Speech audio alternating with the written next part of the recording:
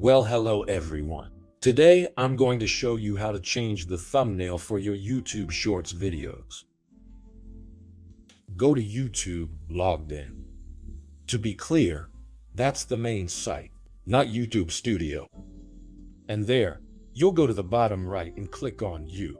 That's the icon at the bottom. This will take you to your account. Go to Your Videos. Now, since this is about Shorts, I'm going to go to the Shorts list. There we go.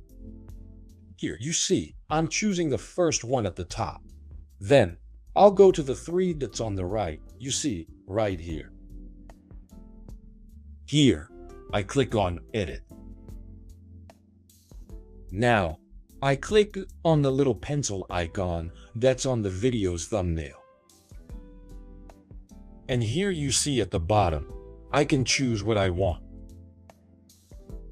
See, by simply sliding, I can choose the thumbnail I want. It's simple. I'll go back to the beginning because it's the most descriptive. There we go. And when that's done, you click Done in the top right. And then I save, also in the top right, save. And now it's done. And you can see the thumbnail is the correct one. Alright, thank you for watching this tutorial. Have a great day, goodbye.